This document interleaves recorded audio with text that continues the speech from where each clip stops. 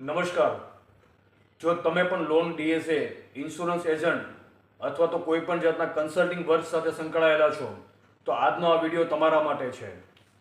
Just 2 દિવસ પહેલાં અમારી પાસે એક લીડ આવેલી હતી. એક ક્લાયન્ટને પર્સનલ લોનની રિક્વાયરમેન્ટ હતી અને આપ જાણો છો કે લોન્સ અને ફાઇનાન્સનું અમારું કામકાજ છે.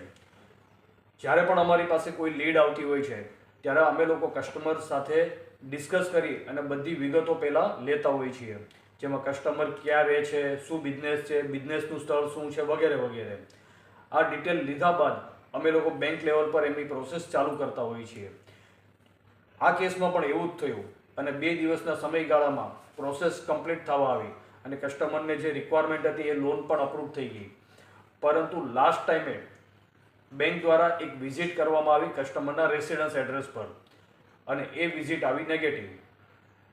કસ્ટમર સાથે ડિસ્કસ કરી ત્યારે ખબર પડી કે કસ્ટમર 3-4 વર્ષથી એ એડ્રેસ પર રહેતા જ નથી અને કસ્ટમરે એવું કીધું કે મારા આધાર કાર્ડ પર એડ્રેસ આ આવતું હતું એટલે મેં તમને આ એડ્રેસ કીધું.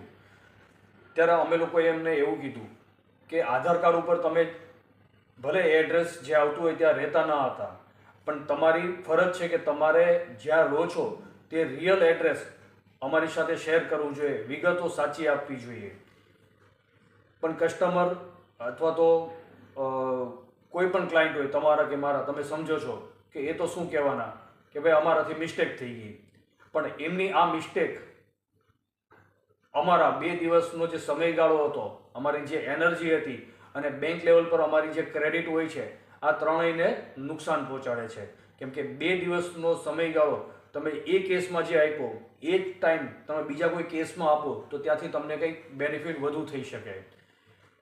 બેંક લેવલ પર એકવાર તમારી ક્રેડિટ ખરાબ થાય પછી બીજી વખત બેંક પણ તમારા કોલ જલ્દી નથી લેતી.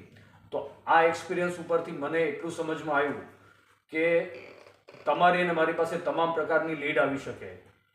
આપણે આવા કેસીસની અંદર એટલું શીખવા મળે છે કે જ્યારે પણ કોઈ પણ લીડ આવે તો એમાં એક ટર્મ કન્ડિશન ફોર્મ રાખવું જોઈએ. આ ફોર્મ કસ્ટમર પાસે સાઇન કરાવી લેવું જોઈએ, ડિજિટલી અથવા તો ફિઝિકલી, કે જેની અંદર એવું મેન્શન હોય કે ભાઈ હું જે કાંઈ પણ વિગત આપું છું એ ખરી છે અને હું જે કાંઈ પણ ડોક્યુમેન્ટ આપું છું એ રાઈટ છે. કોઈ પણ જાતની કોઈ પ્રોબ્લેમ્સ આવે તો એના માટે હું જવાબદાર છું, એટલે કે કસ્ટમર પોતે જવાબદાર છે. આવું કરવાથી એટલું ચોક્કસ થશે કે કસ્ટમર તમારી સાથે સાચી વિગત શેર કરશે, પ્લસ બને એટલી મિનિમમ ચાર્જિસ પણ તમારે એમની પાસેથી લઈ લેવા જોઈએ. જો તમે એમનું કામ નથી કરી શકતા તો એ ચાર્જિસ, કન્સલ્ટિંગ ફીસ તમે રિટર્ન આપવી જોઈએ. આવું કરવાથી આપણો ટાઈમ, આપણી એનર્જી અને આપણી ગુડવિલ ત્રણેય જળવાતી હોય છે. કોઈ ક્લાયન્ટ ખોટા નથી હોતા, પણ એ લોકો આ વસ્તુને સિરિયસલી નથી લેતા એટલે ઘણીવાર તમારી સાથે ખોટી ડિટેલ શેર કરતા હોય છે, પણ એનું નુકસાન તમારે અને મારે ભોગવવું પડતું હોય છે. તો તમે પણ સર્વિસ સેક્ટર સાથે જોડાયા હોય તો ટર્મ એન્ડ કન્ડિશન ફોર્મ આજે જ રેડી કરાવજો અને મિનિમમ કોઈ પણ ચાર્જિસની કોઈ કન્ડિશન પણ તમે લાવી શકો છો. ટર્મ કન્ડિશન ફોર્મ જો આપને જોતું હોય તો તમે અમારા નંબર્સ પર કોન્ટેક્ટ કરી શકો છો. અમે ફ્રીમાં પ્રોવાઈડ કરી દેશું. અમારો નંબર નીચે આપેલો છે. Thank you.